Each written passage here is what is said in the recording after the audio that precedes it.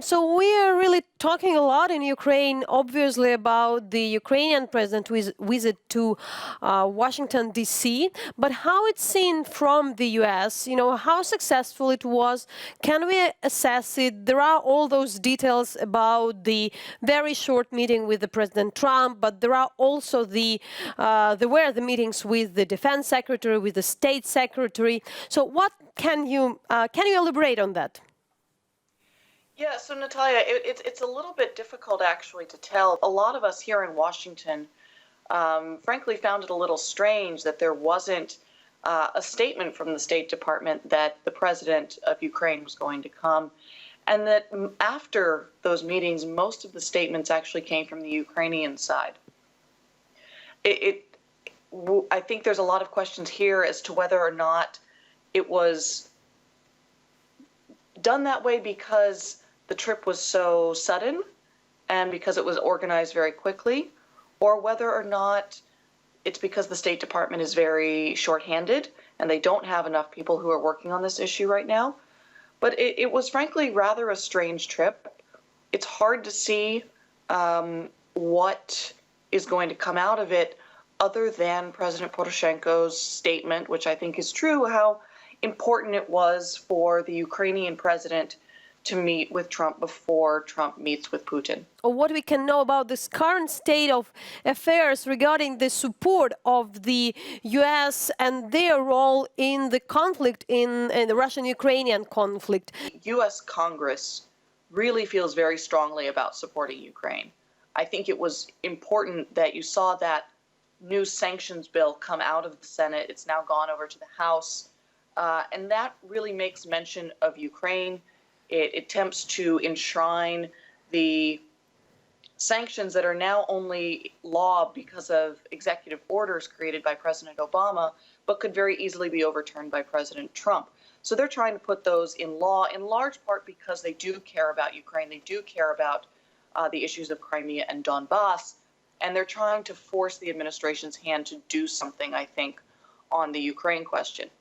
The other interesting thing that did happen the same day that President Poroshenko came to Washington was that the Treasury Department and Justice Department released their kind of maintenance sanctions that they do every 6 months or so on the sets of sanctions that have already been put on Russia for what it's done in Crimea and Donbass. And very interestingly, in this set of maintenance sanctions, you had a whole group of people that it seems the Ukrainian government really did want sanctioned. And those are people who are involved in the day-to-day violence that's going on in Donbass. So there are a bunch of issues currently discussed. Would there be a special envoy for the Eastern Ukrainian conflict in the U.S.?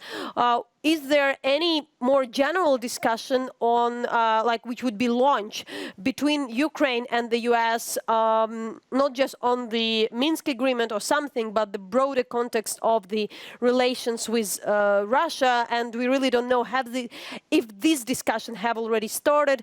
There is also the question, would there be somebody else instead of Victoria Nuland to talk to the Russian politician Surkov, who is in charge of Ukraine in the Kremlin? So really, to what extent are those things discussed in Washington by the people who are really deeply interested into the issue and who could be the really specialists and experts on the topic? So that first question, the question about a potential special envoy, that is being discussed. It has been reported in the news media here that that is a position that Secretary Tillerson wants to create. It's also been reported that they've offered that position to several people and they have been turned down. I do think it's clear that Victoria Nuland is not going to be in that position because she's no longer at the State Department. One other thing that is clear is that the Ukraine-Russia conflict has really become part of Secretary Tillerson's portfolio. He seems to be the one who is in charge of deciding what the next steps on this are.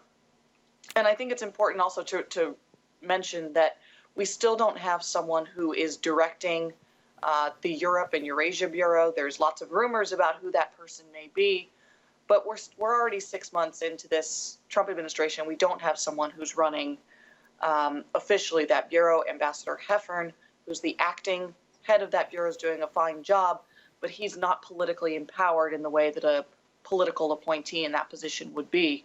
So there's lots of problems, I think, lots of questions as to the seriousness with which the Trump administration takes this question. But, you know, there's a lot of growing pains. I have hope that within 6 more months, we might get to something that seems to be a more workable. When we read the U.S.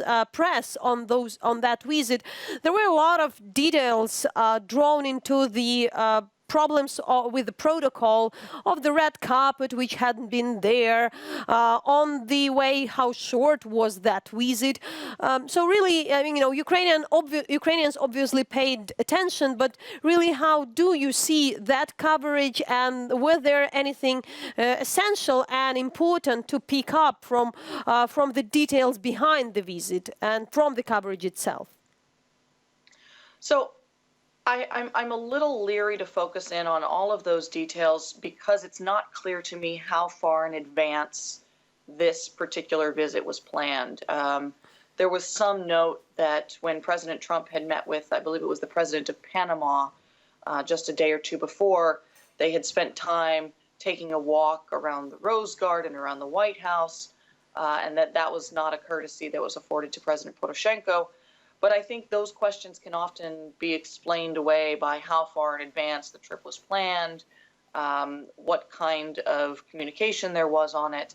I think it was noticeable and notable that Ambassador Marie Yovanovitch did come to the United States alongside President Poroshenko. I think that was an important signal that this is something that the U.S. government is taking seriously. And I think, you know, to have a diplomat of her status being able to work alongside President Poroshenko, State Department, Defense Department, I do think that was a positive signal. But, you know, on the whole, I think a lot of these concerns about, well, the carpet wasn't red and there wasn't a meeting with the wives, it's a little bit overblown, frankly. I think different countries ask for different courtesies, and this was labeled specifically a working visit, not an official visit. So it's not surprising that there was no red carpet and that there was no pomp and circumstance. But, you know, on the whole, I do think it's a good thing that this visit was able to happen, and to happen early on in the Trump administration. We'll see where things go. I think a lot of it really depends, as I just said, on what happens within the Trump administration and as they're putting people in place.